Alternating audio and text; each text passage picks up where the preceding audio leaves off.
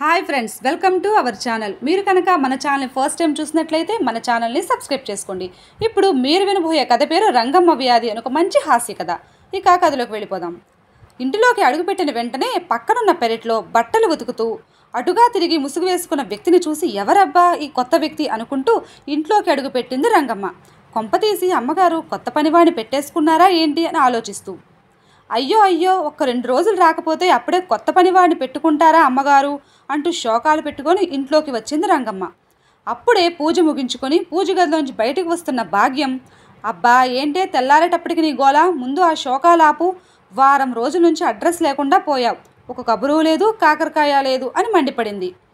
ఎన్నిసార్లు సెలవులు పెడతావు, నేను చేసుకోలేక నిన్ను పెట్టుకున్నాను, నువ్వేమో వారంలో 2 రోజులు రావు, ఇప్పుడు ఏకంగా వారం రోజులు డుమ్మా కొట్టావు, ఇలా అయితే నాకు కుదరదు అని గట్టిగా చెప్పింది భాగ్యం.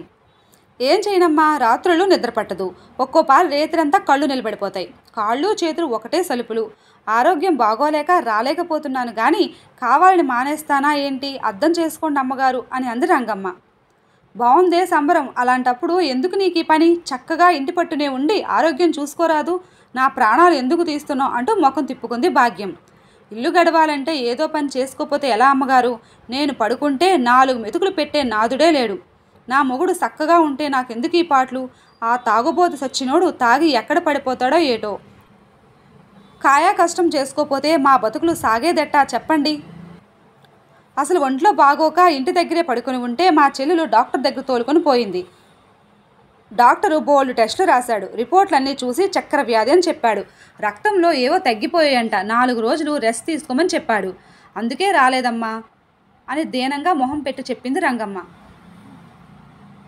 భాగ్యం మాత్రం ఏమాత్రం కనికరించలేదు. ఏవో సాకులు చెబుతావులే, నీ మాటలు ఎప్పుడు నమ్మాలి అని నిష్ఠూరంగా మాట్లాడింది.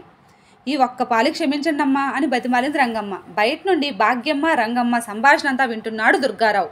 సర్లే ఇదే ఆఖరిసారి, మళ్ళీ సెలవు పెట్టావో అనుకో ఊరుకునేదే లేదు అని గదమాయించింది భాగ్యం. భాగ్యం మాటలకి చిన్నబుచ్చుకున్నా ఎట్లాగోలా కరుణించారు అంతే చాలు అని మనసులో అనుకొని గబగబా పెరట్లోకి వెళ్ళింది రంగమ్మ. అంతలోనే, అవును ఈ ముసుగు మనిషి ఎవడు, ఇందాక ఇంట్లోకి వస్తున్నప్పుడు ఇక్కడే చూశాను, ఒక్క 2 రోజులు పనికి రాకపోతే నా పనినే లాగేసుకుంటాడా, వీడి పని చెప్తాను చూడు, ఈ రంగమ్మ పనిలోనే వేలు పెట్టాలి అంటే ఆడికి ఎన్ని గుండెలుండాలా అని చుట్టూ చూసింది. బనీను వేసుకొని లుంగీ కట్టుకొని ముసుగులో బట్టలు ఉతుకుతున్న దుర్గారావుని వెనక నుండి వెళ్ళి అమాంతం జబ్బ పైన చచ్చింది రంగమ్మ. దెబ్బకి కళ్ళు ఊడొచ్చినంత పని అయింది దుర్గారావుకి. కోపంగా ఒక్కసారిగా వెనక్కి తిరిగి చూశాడు దుర్గారావు. దుర్గారావును చూసిన రంగమ్మకి పై ప్రాణాలు పైనే పోయాయి, పట్టపగల చుక్కలు కనిపించాయి. అయ్యగారు మీరా, తప్పైపోనాది, క్షమించండి అని కాళ్ల మీద పడింది. ఎవడో కొత్త పనివాడు అనుకున్నాను అని గజగజ వణికిపోసాగింది. నీకేం, నీకు కావలసిన రోజులు సెలవులు పెట్టుకుంటున్నావు, ఇప్పుడా బలైపోయేది నేనే కదా, నువ్వు సెలవు పెట్టినప్పుడల్లా నాతో సెలవు పెట్టించి మరీ పని చేయిస్తుంది మీ అమ్మగారు, పైగా నా జబ్బ ఊడొచ్చేలా నన్నే కొడతావా అని బావురుమన్నాడు దుర్గారావు. దుర్గారావు పరిస్థితికి జాలిపడింది రంగమ్మ. ఊరుకోండి బాబుగారు, మీ కష్టం పగవాడికి కూడా రాకూడదు, ఎప్పుడూ తెల్ల చొక్కా లాగు వేసుకుని రాజకీయ నాయకుడిలాగా హుందాగా ఉండే మిమ్మల్ని ఈ బట్టలో చూసి పోచుకోలేకపోయాను అయ్యగారు అంది రంగమ్మ. అదా, ఏం చేయమంటావు, మీ అమ్మగారికి తింటే ఆయాసం తినకపోతే నీరసం, మరి నాకు తప్పదు కదా, అందుకే ఎవరూ గుర్తుపట్టకూడదు అని ఈ అవతారంలో పని చేసుకుంటున్నానని వాపోయాడు దుర్గారావు.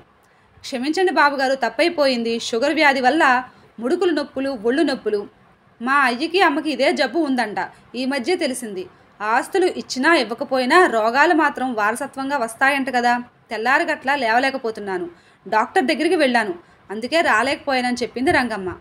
రంగమ్మ బాధను విన్న దుర్గారావు ఇంటి లోపలికి వెళ్ళి ఒక మాత్రను తెచ్చి ఇదిగో రంగమ్మ అని ఇచ్చాడు.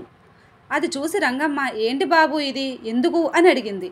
రోజు ముడుకులు నొప్పులు ఒళ్ళు నొప్పులతో బాధపడుతున్నావు అంటున్నావు కదా, ఈ మాత్ర వేసుకుంటే నీకు ముడుకుల నొప్పులు ఒళ్ళు నొప్పులు పోతాయి, చక్కగా రాత్రిపూట నిద్ర పడుతుంది, మనిషికి మంచి నిద్రే ఆరోగ్యం, శరీరానికి తగినంత నిద్ర వ్యాయామం లేకపోతే అనారోగ్యమే వస్తుంది, వేల పట్టున తిండి కూడా చాలా అవసరం, ఇళ్లల్లో పని చేసుకుని సమయానికి తినకపోవడం వల్లే నీకు ఈ వ్యాధి వచ్చి ఉంటుంది, వేళ తప్పిన భోజనం చేయడం, కొవ్వు పదార్థాలు మాంసాహాలు తినటం వల్ల నీకు వచ్చి ఉండవచ్చు, తల్లిదండ్రుల నుంచి వంశపారంపర్యంగా వచ్చినా కొన్ని అనారోగ్యాలు సంక్రమించిన తగిన జాగ్రత్తలు తీసుకుని అలవాట్లు మార్చుకుంటే సరిపోతుంది అని చెప్పి ఆ మాత్ర రంగమ్మకి ఇచ్చాడు. ఇంతలో భాగ్యం, ఏంటి అక్కడ కబుర్లు, పని అయిందా లేదా అని కేకవేసింది. టక్కున ఎవరి పనిలో వారు నిమగ్నమయ్యారు. అలా కొన్ని రోజులు పోయిన తర్వాత రంగమ్మ చాలా చలాకీగా పని చేసుకుంటుంది. ఈ మధ్య సెలవులు కూడా పెట్టడం లేదు. ఒకరోజు దుర్గారావు, ఏంటి రంగమ్మ, ఎలా ఉంది ఇప్పుడు నీ ఆరోగ్యం అని అడిగాడు. మీరు ఇచ్చిన మందు బాగా పనిచేసింది బాబుగారు, ఇప్పుడు ఆరోగ్యంగానే ఉంది అని చెప్పింది. ఆ మాట విని దుర్గారావు పక్కున నవ్వాడు. దుర్గారావు అలా నవ్వడం చూసి ఎందుకు నవ్వుతున్నాడో రంగమ్మకి అర్థం కాలేదు. ఎందుకు బాబు అలా నవ్వుతున్నావు అని అడిగింది. మరేం లేదు రంగమ్మ, నేను నీకు ఇచ్చింది ఒళ్ళు నొప్పులు మాత్ర, అది వేసుకోగానే నీ ఒళ్ళు నొప్పులు తగ్గిపోయాయి. దానికి తోడు సమయానికి ఆహారం తీసుకుంటున్నట్లు ఉన్నావు, మంచిగా పడుకుంటున్నావు, అందుకే నీ ఆరోగ్యంగా అనిపిస్తుంది. ఆరోగ్యం అనేది మన మానసిక పరిస్థితి మీద ఆధారపడి ఉంటుంది. మన మనసు దేనినైతే ఆలోచిస్తుందో అదే మనకి తిరిగి వస్తుంది. మానసిక ఆరోగ్యం మనిషిని కుంగదీస్తుంది.